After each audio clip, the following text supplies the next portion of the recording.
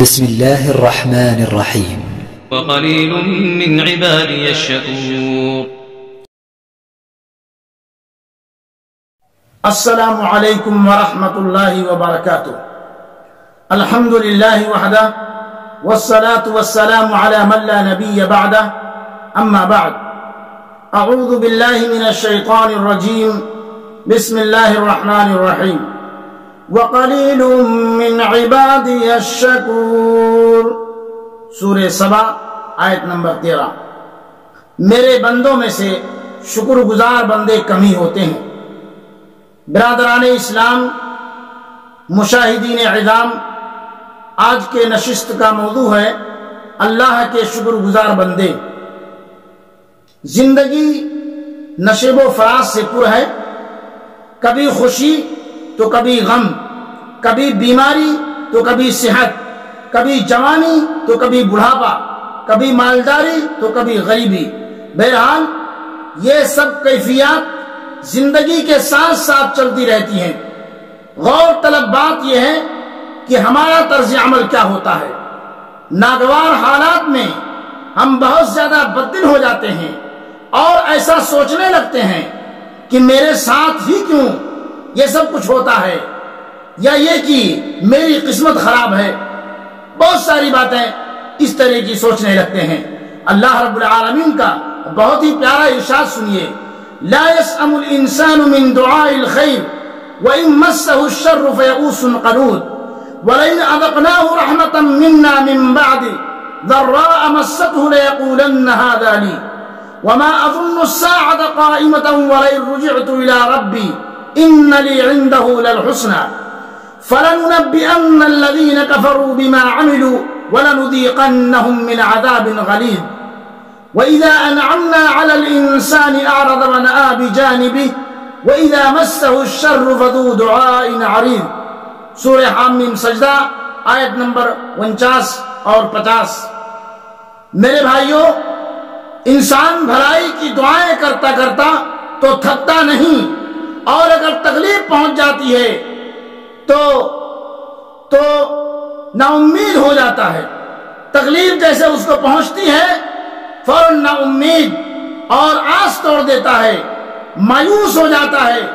اور اگر تکلیف پہنچنے کے بعد ہم اس کو اپنی رحمت کا مزہ چکھاتے ہیں تو کہتا ہے کہ یہ تو میرا حق تھا، اور میں نہیں خیال کرتا کہ قیامت قائم ہو، اور اگر قیامت سچ مچ قائم بھی ہو اور میں اپنے پروردگار کی طرف لوٹایا بھی جاؤں تو میرے لیے اس کے یہاں بھی خوشحالی ہے. بس کافر جو عمل کیا کرتے وہ ہم ان کو ضرور بتائیں گے، ان کو ضرور بتائیں گے، ان کو ضرور اس کا مزہ چکھائیں گے اور ان کو سخت عذاب کا مزہ چکھائیں گے. اور جب ہم انسان پر کرم کرتے ہیں تو منہ موڑ لیتا ہے اور پہلو پھیر کر چل دیتا ہے، اور جب اس کو تکلیف پہنچتی ہے تو لمبی لمبی دعائیں کرتا ہے. میرے بھائیوں، شکر ایک عمدہ عبادت ہے. اللہ تعالیٰ نے اس کا حکم دیا، اس کے ادا کرنے والوں کی تعریف کی، اس کو اپنی خلقت کا مقصد ٹھہرایا. شکر نعمتوں کا محافظ اور اللہ کے فضل میں اضافہ کا باعث ہے. لیکن پھر بھی بندوں میں سے انجام دینے والے تھوڑے ہیں.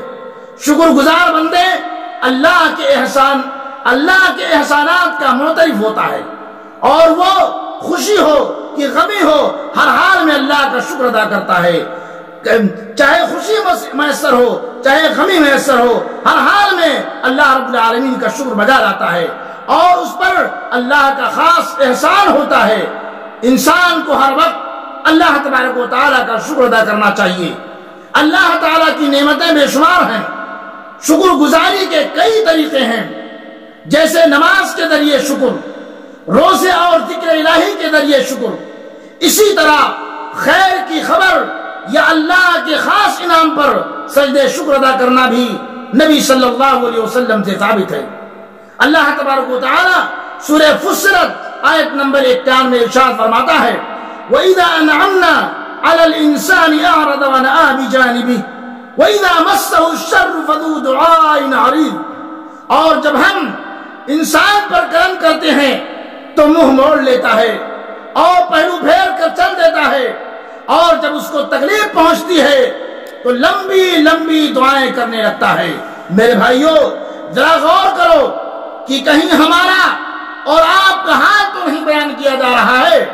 بڑی دعائیں کرتے ہیں ہم اللہ رب العالمین سے بڑی دعائیں کرتے ہیں، اللہ ہم کو یہ دے دے، یا رب یا اللہ ہم کو یہ دے دے، ہم کو وہ دے دے، اور پھر جب وہ نہیں ملتا تو بجائے اس کے کہ اس کو حکمت ربانی پر محمول کریں، ہم مایوسی کے عالم میں کہہ اٹھتے ہیں کہ اللہ تو ہماری دعائیں سنتا ہی نہیں، اللہ تو ہماری سنتا ہی نہیں، اللہ ہماری دعائیں قبول ہی نہیں کرتا۔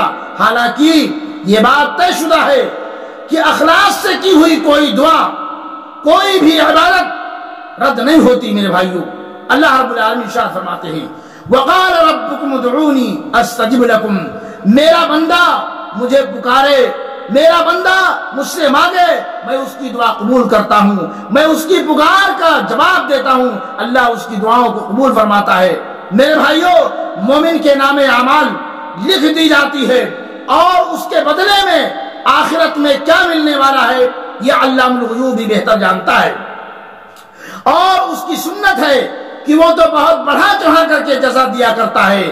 حدیث کے اندر آتا ہے کہ جو ادنا درجے کا جنتی ہوگا اس کو دنیا سے 10 گنا بڑی جنت عطا کی جائے گی۔ میرے بھائیوں، غور کرنے کا مقام ہے کہ جو ادنا درجے کا جنتی ہوگا اس کو دنیا سے 10 گنا بڑی جنت عطا کی جائے گی۔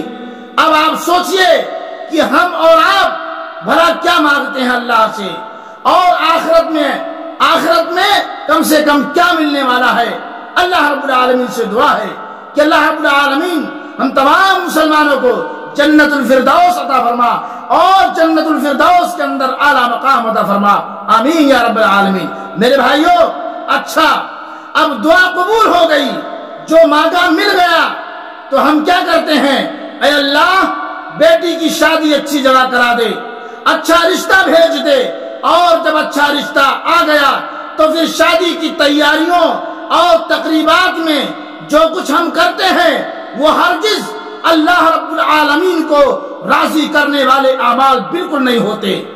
گانا بجانا، نمائش، اسراف، فضول خرچی، نمازوں سے غفلت، نمازوں سے لاپرواہی وغیرہ، شادی ہو گئی، اب شادی ہو گئی، اب بچی اپنے گھر خوش نہیں، تو پھر اللہ یاد آ گیا، اب بچی شادی ہو گئی، اپنے گھر چلی گئی، وہاں بچی خوش نہیں ہے، تو پھر دوبارہ انہیں اللہ یاد آ گیا، اور خدا نخواستہ بچی واپس گھر لوٹا دی گئی، تو بجائے اپنی بدعمالیوں کا محاسبہ کرنے کے، اپنے غلط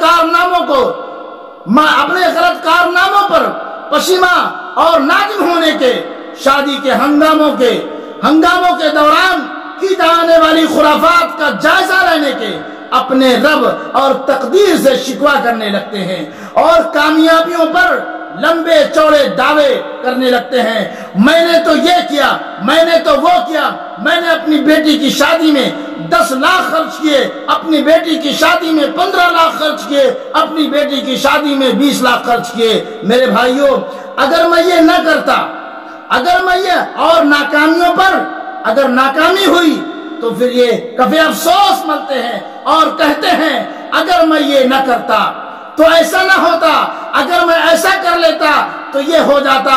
کیا ہم مسلمان اس طرح کی باتیں نہیں کرتے؟ کیا یہ سب تقدیر پر ایمان کے تقاضوں سے مطابقت رکھتا ہے؟ میرے بھائیوں، آج کا مسلمان اس طریقے کا سوچ رکھتا ہے۔ یاد کیجئے، ایمان تو یہ ہے کہ بندہ اللہ پر، اس کے فرشتوں پر، اس کی کتابوں پر، اس کے رسولوں پر، آخرت پر، اور ہر راحت یا مصیبت اللہ کے حکم سے نازل ہونے پر، اور موت کے بعد دوبارہ زندہ کیے جانے پر ایمان لائے، اور اس طرح کے کلمات زبان سے ادا کرنے والوں کو فوری طور پر اپنے ایمان کی فکر کرنی چاہیے، اپنے ایمان کی فکر کرنی چاہیے، اپنے ایمان کی حفاظت کرنی چاہیے۔ اللہ رب العالمین کی دی ہوئی نعمتوں پر شکر ادا کرنی چاہیے۔ اللہ رب العالمین نے جو آپ کو مال دیا ہے، جو آپ کو صحت و تندرستی دیا ہے، اس پر اللہ رب العالمین کی شکر بجا لانی چاہیے۔ اللہ تعالی ہم تمام مسلمانوں کو اس کی توفیق عطا فرمائے، آمین یا رب العالمین۔ وآخر دعوانا ان الحمد للہ رب العالمین، والسلام علیکم ورحمۃ اللہ وبرکاتہ۔